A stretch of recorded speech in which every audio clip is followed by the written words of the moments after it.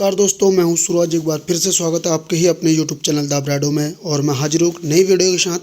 आशा करता हूं आदिकाल के ये प्रश्न आपको काफ़ी अच्छे लगेंगे। तो दोस्तों, ज़्यादा समय न लेते हुए वीडियो करते हैं स्टार्ट। जिसमें 209वां नंबर का प्रश्न है। मतलब ये 209 इसलिए है क्योंकि इससे पहले के जो सारे प्रश्न हैं वो हम सारे निपटा चुके हैं दोस्तों। तो आदिकाल में पहला प्रश्न की ओर बढ़ते हैं। आदिकाल में किस कवि को अभिमान मेरु की संज्ञा दी गई? वैसे अभिमान मेरु भी बोलते हैं, इसको बोलते हैं काव्य रत्नाकर भी बोलते हैं। और तीसरी उपाधि है इनकी कविकुल तिलक। कविकुल तिलक, काव्य रत्नाकर, अभिमान मेरु, इन तीनों की उपाधि उन्होंने ग्रहण की थी या धारण की थी स्वयंभू ने, पुष्पदंत ने, धनपाल ने, राम सिंह ने। तो इसका सही आंसर क्या है दोस्तों?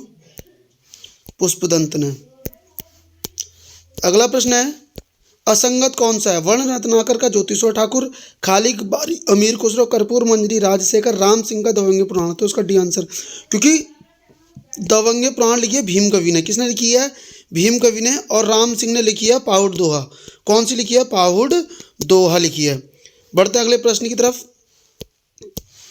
211, आध्यात्मिक रंग के चश्मे आजकल बहुत सस्ते। आध्यात्मिक रंग के चश्मे आजकल क्या बोल रहा है? बहुत सस्ते हो चुके हैं।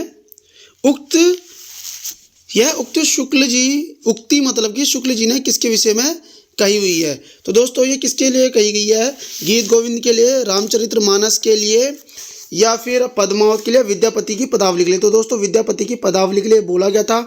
हम जानते हैं कि रामचंद्र शुक्ल, हरप्रसाद शास्त्री, देखो सुबार से सुनना, रामचंद्र शुक्ल, हरप्रसाद शास्त्री, सुभद्रा कुमारी चौहान, राम कुमार वर्मा, राम वृक्ष बैनीपुरी। मैं दोबारा रिपीट कर रहा हूँ, रामचंद्र शुक्ल, हरप्रसाद शास्त्री, सुभद्रा कुमारी चौहान, राम कुमार वर्मा, राम वृक्ष बैनीपुरी। इन सब ने इनको बोला था श्रृंगारी। क्या बोला था? श्रृंगारी कवि बोला था। वहीं पे ही श्याम सुंदर दास और हजारी प्रसाद द्विवेदी और ब्रजनंदन सहाय ने विद्यापति को बोला था भक्त कवि। कौन सा कवि दोस्तों? भक्त कवि बोला था। और याद रखेंगे, गिरियर्सन ने और जनार्दन मिश्र ने इसको रहस्यवादी कवि बोला था। मैं पूरा रिपीट कर देता हूँ आपसे फिर से। देखो, रामचंद्र शुक्ल, पहले बोलूँगी, देखो श्रृंगारी कवि किसने बोला था? रामचंद्र शुक्ल ने। रामचंद्र शुक्ल, हरप्रसाद शास्त्री, सुभद्रा कुमारी चौहान, राम कुमार वर्मा, राम वृक्ष बैनीपुरी, श्रृंगारी कवि। अब बात करते हैं भक्त कवि जिन्होंने बोला था। उनमें सबसे पहले नाम आता है आपका बाबू ब्रजनंदन सहाय। क्या है? बाबू ब्रजनंदन सहाय, श्याम सुंदर दास, हजारी प्रसाद द्विवेदी ने क्या बोला? भक्त कवि बोला था। अब बात करते हैं कि रहस्यवादी कवि किसने बोला था? रहस्यवादी कवि बोला था गिरियर्सन ने और जनार्दन मिश्र ने। तो दोस्तों, बढ़ते हैं अगले प्रश्न की तरफ। 212वें नंबर का प्रश्न है, हिंदी का प्रथम गद्य लेखक मिश्र बंधु ने किसे माना है?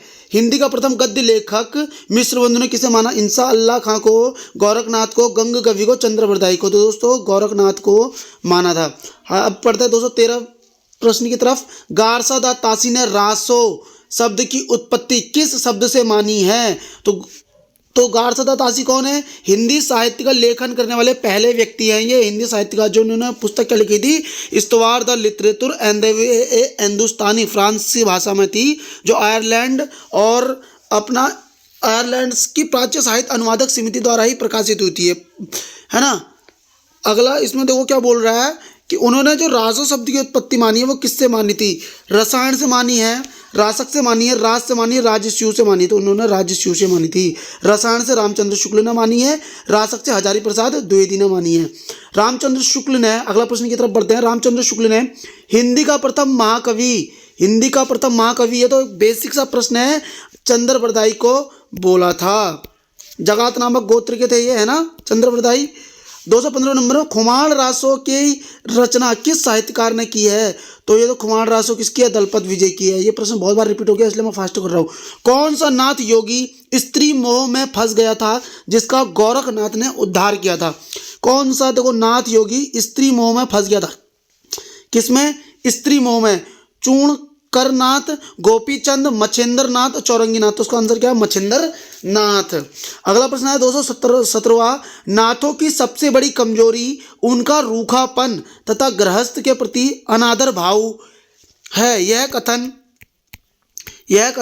किस आलोचक का है? देखो प्रश्न देखो, नाथों की सबसे बड़ी कमजोरी उनका रूखापन तथा गृहस्थ के प्रति अनादर भाव, कथन किस आलोचक का था? तो दोस्तों ये किस आलोचक का है? ये हजारी प्रसाद द्विवेदी का था। अगला प्रश्न है जयचंद प्रकाश ग्रंथ के रचनाकार कौन है? तो जयचंद प्रकाश इतने बार रिपीट हो चुका है, भट्ट केदार है। जय मंग जस चंद्रिका की रचनाकार कौन है? मधुकर कवि है। अगला बढ़ते हैं 220 की तरफ। 220 प्रश्न में देखो क्या बोल रहा है, खालिक बारी, नूहे सिपहर, दो सुखने पहेलियां के रचनाकार कौन है? अबुल हसन खुसरो, निजामुद्दीन औलिया, दाऊद या राबिया। तो दोस्तों अब्दुल हसन खुसरो। और इनका देखो सबसे अच्छा है, देखो नूह सिपर को याद रखना, ठीक है। अगला प्रश्न है 221वां। 221 में क्या है? रणमल छंद के रचनाकार कौन है? श्रीधर है। 70 छंद थे इसमें रणमल छंद में। पाटन के सूबेदार का और जफर खां के बीच का ऐसी कुछ इसमें विवरण दिया हुआ है। अगला है 222वां प्रश्न, करकंड चरियू नामक जैन कृति के लेखक कौन है? मुनि जीन विजय, मुनि कनकामर, मुनि राम सिंह और पुष्पदंत। तो उसका कौन आंसर है? मुनि कनकामर। अगला प्रश्न चलते हैं 223वें प्रश्न की तरफ। संस्कृत प्राकृत काव्य कुमार पाल प्रतिबोध के रचनाकार कौन है? हेमचंद्र, वररुचि, सोमप्रभ सूर्य, जयनायक। तो सोमप्रभ सूर्य है। 1242 संवत की थी ये। आदि पुराण, महापुराण और जसहर चरियों के रचनाकार कौन है? स्वयंभू, पुष्पदंत, सरापा, मणिभद्रा। तो उसका आंसर क्या है? पुष्पदंत, क्योंकि मैंने मुंह से डायरेक्ट पुष्पदंत ही निकला इसका आंसर प्रश्न देखते ही। 225वां प्रश्न है, नागरी प्रचारणी सभा द्वारा प्रकाशित पृथ्वीराज रासो को वृहद संस्करण में कितने समय या खंड हैं? तो दोस्तों 69 समय या सर्ग हैं। और याद रखना कितने, जो पृथ्वीराज रासो के कितने संस्करण थे? 4 संस्करण थे दोस्तों। कितने संस्करण थे? 4 संस्करण थे। और जो पहला संस्करण जो जिसके 69 सर्ग है ना, इसकी प्रतिलिपि उदयपुर में रखी गई है। कहाँ रखी हुई है? उदयपुर में। जो दूसरे नंबर का बड़ा है उसकी बीकानेर में रखी गई है। याद रखना इस चीज़ को। उसमें 13,000 छंद हैं, इसमें 16,000 छंद है, 16,306। फिर 7,000 छंद हैं। फिर तीसरे वाले में 3500 छंद है, 19 समय सर्ग हैं। और जो 34वां उसका खंड था उसमें सिर्फ 1300 ही छंद हैं दोस्तों। 226वां प्रश्न है, हिंदी का प्रथम महाकाव्य चंद्रबरदाई किस राजा के आश्रित थे? पृथ्वीराज चौहान। ये तो बेसिक प्रश्न आ गया, इसमें हम समय लेंगे नहीं ज़्यादा। अगला प्रश्न है, मेघदूत और संदेश रासक की संदेश परंपरा किस ग्रंथ में मिलती है? बहुत बड़ा प्रश्न मिल गया देखो हमें दोस्तों। मेघदूत और संदेश रासक की संदेश परंपरा किस ग्रंथ में मिलती है? पृथ्वीराज रासो में, परमाल रासो में, बीसलदेव रासो में, कीर्तिलता में। तो बीसलदेव रासो में क्या हो रहा है कि बीसलदेव रासो के भी 4 खंड आते हैं, ठीक है ना। इसमें क्या होता है कि बीसलदेव रानी की जो राजमती है, जो विग्रहराज चतुर्थ की पत्नी है, वो उनसे नाराज होकर उड़ीसा चले जाते हैं, उसका वियोग वर्णनीय है। और संदेश रासक में भी क्या है? विक्रमपुर की वियोगनी की विरह गाथा है, जो अब्दुल रहमान की है, किसी मुस्लिम द्वारा हिंदी में लिखी गई पहला रास ग्रंथ है ये। और संदेश रासक याद रखना, जिसे हजारी प्रसाद द्विवेदी ने हिंदी का पहला कवि माना है दोस्तों। अगला प्रश्न 228वां में। कोई फास्ट तो नहीं बोल रहा, मुझे बता देना कमेंट करके कि मैं फास्ट में डिटेलिंग तो नहीं कर रहा, मैं धीरे धीरे भी कर लूँगा। मैं चाहता हूँ कि कम समय में ज़्यादा प्रश्नों को कर ले। विद्यापति ने कीर्तिलता की रचना किस संवाद में की थी? दोस्तों याद रखना, विद्यापति ने कीर्तिलता की रचना किस संवाद में की थी? भृंग भृंगी संवाद, सुख सुखी संवाद, प्रेम प्रेमिका संवाद, उद्धव गोपी संवाद। तो उसका सही आंसर क्या है? भृंग भृंगी संवाद। और याद रखना, जो पृथ्वीराज रासो है वो सुख सुखी संवाद में है, जिसको बोला था हजारी प्रसाद द्विवेदी ने कि ये कैसी है? सुख सुखी संवाद है। और विद्यापति की कीर्तिलता के लिए भृंग भृंगी संवाद का नाम भी किसने लिया था? हजारी प्रसाद द्विवेदी ने लिया था दोस्तों। अगला प्रश्न आ रहा है 229वां। द्वयाश्रय काव्य शब्द अनुशासन प्राकृत व्याकरण की रचना किसने की? हेमचंद्र, चिंतामणि, मधुकर कवि, भट्ट केदार। इसका आंसर क्या है? हेमचंद्र। और हेमचंद्र को प्राकृत का पाणिनि भी कहा जाता है। और हेमचंद्र का कार्यकाल क्या है? 1088। ठीक है दोस्तों। अगला है 230वां प्रश्न देखते हैं। विद्यापति की किस रचना में शिव सिंह का वर्णन है? कीर्तिलता, कीर्ति पताका। तो कीर्ति पताका में शिव सिंह का है और कीर्तिलता में कीर्ति सिंह का है दोस्तों। 231वां प्रश्न की तरफ बढ़ते हैं। विद्यापति किस राजा के आश्रित कवि थे? विद्यापति किस राजा के आश्रित कवि थे? कीर्ति सिंह, गोविंद सिंह, रुद्र प्रताप, प्रताप सिंह। तो अभी बता क्या हूँ, कीर्ति सिंह और शिव सिंह। तो इसमें शिव सिंह ऑप्शन में नहीं, तो आंसर क्या चलेगा?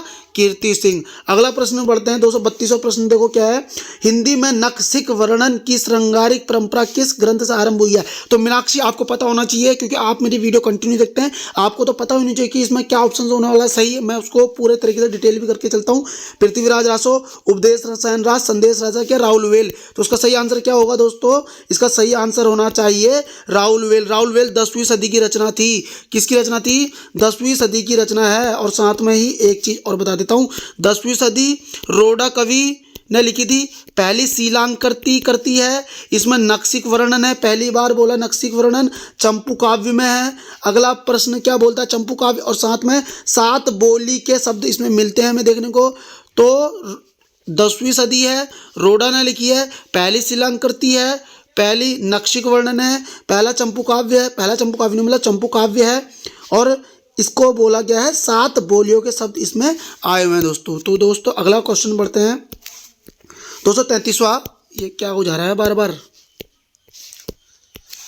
अभिनव जयदेव कवि शेखर दश अभिधान खेलन कवि आदि उपाधियां किस कवि को प्राप्त थी? तो दोस्तों याद रखना, विद्यापति को, और विद्यापति को 16 उपाधियां प्राप्त थी। कितनी उपाधियां प्राप्त थी? 16 उपाधियां, जिसमें कवि जयदेव, कवि शेखर दशाभिधान, खेलन कवि, और इसमें अगर हम और उपाधि की भी बात कर लेते हैं तो इसमें कई सारी उपाधियां तो मिली हुई हैं इनको, लेकिन सब में नाम तो मुझे भी याद नहीं है, तो मैं ऐसे कैसे बता पाऊंगा, लेकिन फिर भी देख लेते हैं। इसमें खेलन कवि, पंचानन कवि भी बोला गया है, ऐसे कवि कंठार बोला गया है, कवि रंजन बोला है, कवि जयदेव बोला है, मैथिल कुकिल बोला है, कवि शेखर बोला है, खेलन कवि बोला है ना। तो इनको 16 जो उपाधियां मिली हुई हैं दोस्तों, कम से कम इन्हें 16 उपाधियां प्राप्त हैं। 234वां प्रश्न की तरफ बढ़ते हैं। असंगत जोड़ा छाटिए, दबंगे पुराण भीम कवि, बेली कृष्णन रुक्मणी री, पृथ्वीराज की है, गाथा सप्तशती हाल की है। तो सही आंसर क्या हो जाएगा इसका? मतलब गलत आंसर श्रावकाचार चंद्र कवि की नहीं है। श्रावकाचार किसने लिखी है?